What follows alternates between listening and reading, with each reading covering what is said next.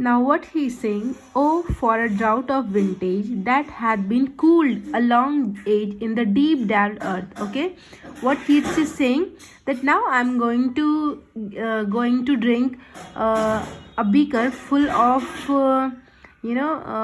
grape wine. अंगूरों से बनी हुई जो शराब होती है वो मैं पीने वाला हूँ. विंटेज मतलब एक पर्टिकुलर शराब जो होती है वो मैं पीने वाला हूँ जो कि अंगूर से बनी हुई है.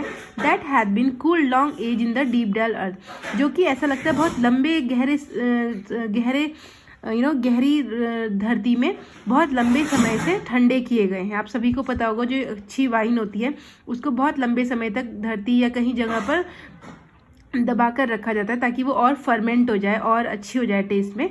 तो वो उसी तरह की कोई वाइन उसको ऐसा लग रहा है उसने पी ली है जो बहुत लंबे समय से धरती में कहीं गहराई में कूल की गई है. Testing of flora and fauna आपने सुना होगा, वनस्पति जिसे हम बोलते हैं. ऐसा लग रहा है उसने किसी वनस्पति को टेस्ट किया है. And the country green, country मतलब गाँव, रीजन जिसे हम बोल सकते हैं ग्रीन, ग्रीनरी में वो है हर जगह. डांस वहाँ पर हो रहा है. And provincial song, provincial regional song जो होते हैं वो सब वो सुन रहा है. एंड सनबर्न्ट मर्थ, सनबर्न्ट मतलब सन से जो जिसको बोलते हैं ना कि सन से उसको जल जाता है. मर्थ मतलब आनंद. वो इतनी खुशियाँ मना रहे हैं सब कि उन्हें सनबर्न्ट हो गए हैं. O for a beaker full of warm south full of the true, है ना. साउथ रीजन में जो शराब मिलती है उसका भी बीकर उसने भर के उसने पिया है. द ब्लशफुल हिप्पोक्रीन, हिप्पोक्रीन आप लोग सोच लीजिए, मैंने आपको बताया है कि इस पोएम में ग्रीक एल्यूजन्स बहुत ज़्यादा होंगे. ग्रीक माइथोलॉजी के कुछ टर्म्स इसमें आएंगे. हिप्पोक्रीन एक झरना है जो कि माउंट हेलिकॉन पर है.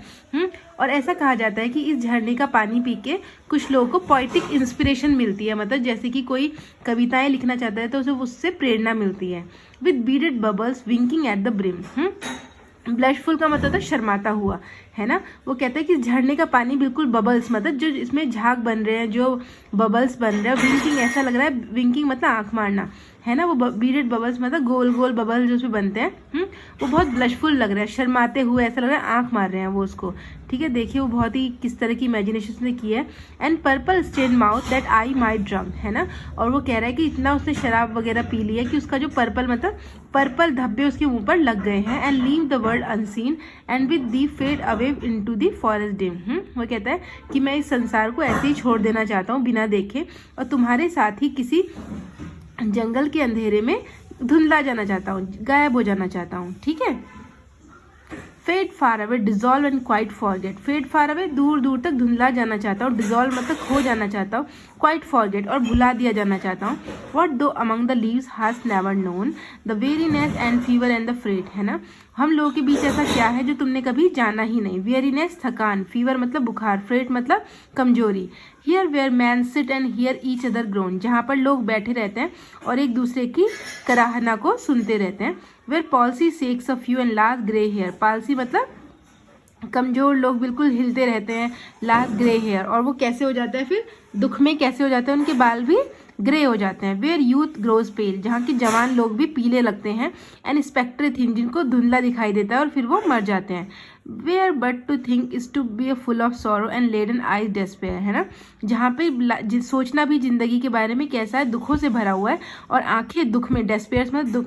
लेडन आइज मतलब लेड एक बहुत ही कठोर धातु होती है तो ऐसा लगता है आंखें भी लेड की बन जाती हैं. Where beauty can not keep her lustrous eyes और new love pine at them beyond tomorrow, है ना. जहाँ पे ब्यूटी सुंदरता टिकती ही नहीं है और उनकी आंखों की लस्ट्रस मतलब चमकीली आंखें भी अपनी चमक खो देती हैं.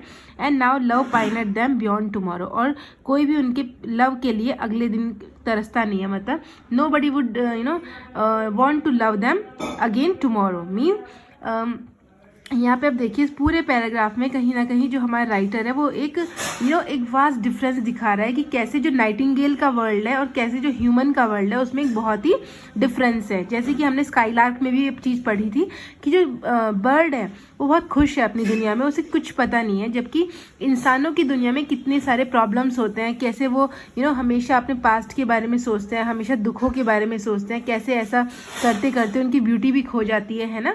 तो कहीं ना कहीं एक डिफरेंस वो दिखा रहा है. इसीलिए जो हमारा राइटर है वो क्या करना चाहता है, वो कहीं ना कहीं ही want to get disappear with the world of Nightingale.